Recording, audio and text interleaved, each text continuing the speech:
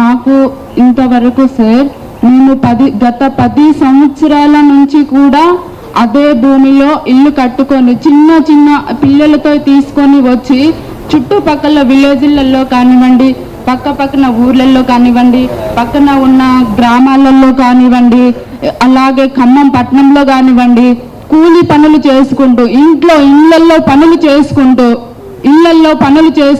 ఎంతో శ్రమజీవనం చేసుకుంటూ మాకు అక్కడ కనీసం సిటీలో ఒక ఇల్లు తీసుకొని రెంట్ కట్టలేని పరిస్థితుల్లో మేము ఉన్న స్థితిలో సార్ మాకు గ్రామీణ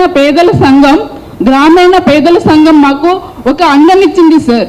అండనిచ్చింది ఎలా ఇచ్చిందంటే, ఇది మీరు నిజమైన పేదవాళ్ళ కాదా అనే స్థితిలో వాళ్ళు మమ్మల్ని గేదర్ చేశారు సార్. మీరు ఎక్కడి నుంచి వచ్చారు, మీరు ఇక్కడ ఎందుకు ఉంటున్నారు, మీ ఊరు ఎక్కడ, మీ పల్లె ఎక్కడ అని అడిగారు సార్.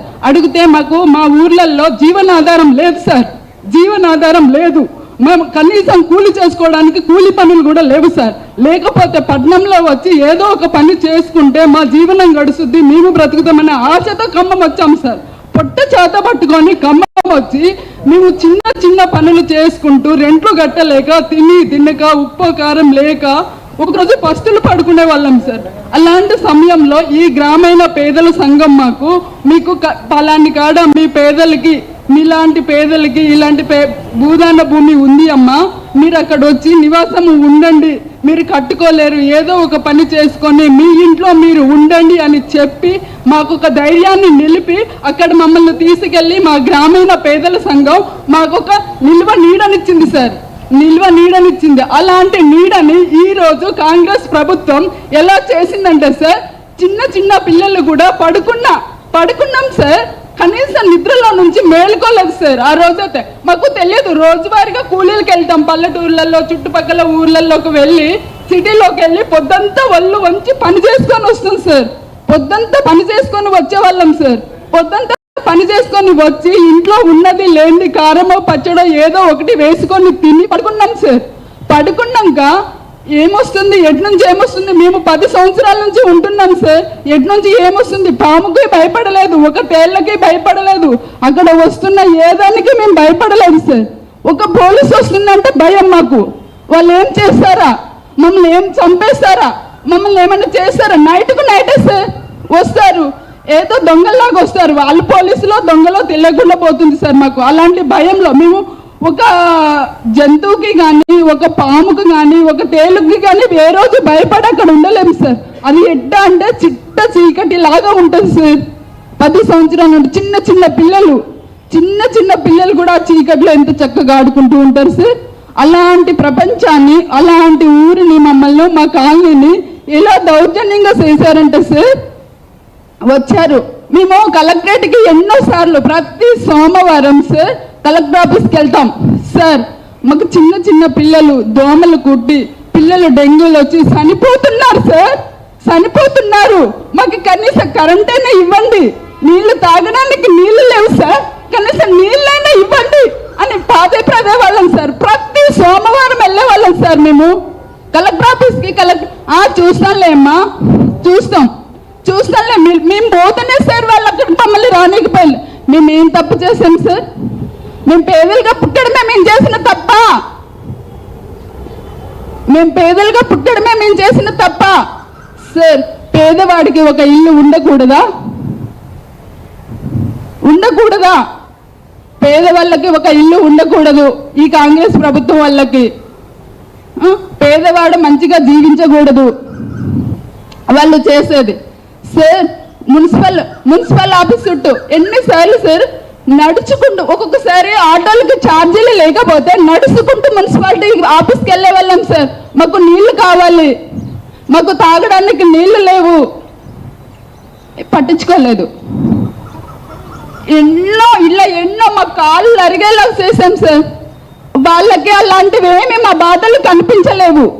కానీ ముగ్గురు మంత్రులు వచ్చాక మాకు పేదవాళ్ళ జీవితం, కట్టుకున్న గుడిసె కనిపించింది, వాళ్ళు కట్టుకున్న గూడు కనిపించింది, పేదవాడి గూడు కనిపించింది. వాళ్ళు తొక్కేస్తే వాడు పేదవాడు, వాడు ఏం మాట్లాడు, వాడు మనం అధికారంలో ఉన్నాము, మనం ఏం చేసినా చెల్లిద్దు అనుకొని ఈ రోజు మా ముగ్గురు మంత్రులు అని చెప్పుకోవడానికే సిగ్గుసేట్ సార్. మేము ఓట్లేస్తే గెలిచిన ఆ వ్యక్తులు ఈరోజు మా గుండెల మీద తన్నారు సార్.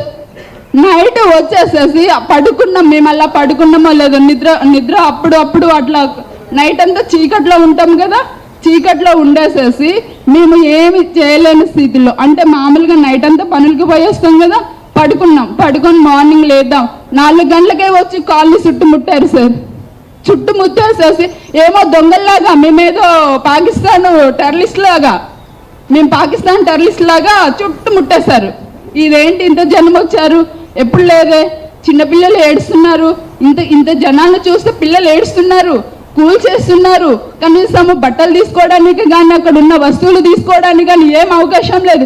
ఏందయ్యా అంటే మీరెవరు మాట్లాడదు సార్. ఒక ఇంటికి ఒక 5 మున్సిపాలిటీ వాళ్ళు, ఒక 6 పోలీసు వాళ్ళు ఒక్క ఇంటికి సార్, ఒక్క ఇంటికి అలా కాపలా కాసి ఎలా చేస్తున్నారంటే చెప్పాలా?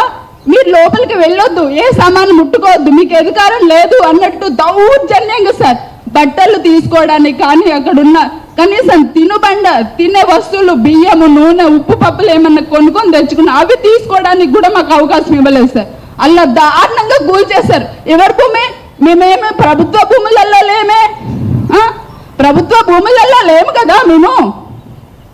మేమున్నది మాకు పేదల కోసం ఇచ్చిన ఒక భూదాన భూమిలోనే ఉన్నాము. అది మా భూమి, మేము ఉండే హక్కు మాకు ఉంది. మేము నిజమైన పేదవాళ్ళం. మేము పేదవాళ్ళం కామని వాళ్ళెట్ట చెప్తారండి? వచ్చి సర్వే చేసిరా? ఏ రోజైనా కలెక్టరు కిటికీలో నుంచి ఇలా చూస్తే కనిపిస్తుంది మా కాలనీ. కనీసం అక్కడికి వచ్చి మా కాలనీ అలా వస్తుంది కదా, కనిపిస్తుంది. ఏ రోజైనా వచ్చి మీరు నిజమైన పేదవాళ్ళ కాదా ఏ రోజైనా చూసాడా? ఈ రోజు పేదవాళ్ళు కాదని ఎలా చెప్పగలుగుతాడు? మాకు ఇదంతా తెలియదండి. ఇప్పుడు అంటున్నారు మంత్రులు, మీకు వేరే దగ్గర ప్లేస్లు ఇస్తాము, అక్కడ వెళ్ళి ఉండండి. మీకు ఎక్కడ వేరే దగ్గర ప్లేసులు ఇస్తాము, ఇంటి స్థలాలు ఇస్తాము, అక్కడ వెళ్ళి ఉండండి, అక్కడే మీకు ఇళ్ల స్థలాలు ఏర్పాటు చేస్తాను నిజమైన పేదవాళ్ళకి అని చెప్తున్నారు. మాకు ఎక్కడ అవసరం లేదు. మీ భూములు ఇవ్వద్దు, మీ ఇళ్లలో ఇవ్వద్దు, మీకు ఎక్కడ ఇవ్వద్దు. మా భూదాన భూమిలోనే, మా ఇంటి స్థలంలోనే, మా ఇల్లు కూలగొట్టిన దగ్గరే మాకు ఇల్లు కట్టి మాకు నష్టపరిహారం ఇస్తే చాలు. మేము కోరుకునేది అదొక్కటే సార్. మా డిమాండ్ 3 మంత్రులు కలిసి ఎక్కడో మీకు ఇల్లు ఇస్తామే. మీరు సార్ ఎక్కడో ఇల్లు ఇస్తాను అంటున్నారు సార్.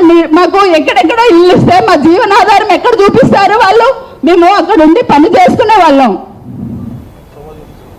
ఎక్కడో ఇల్లు ఇస్తే మేము అక్కడ ఎట్లుంటాం సార్?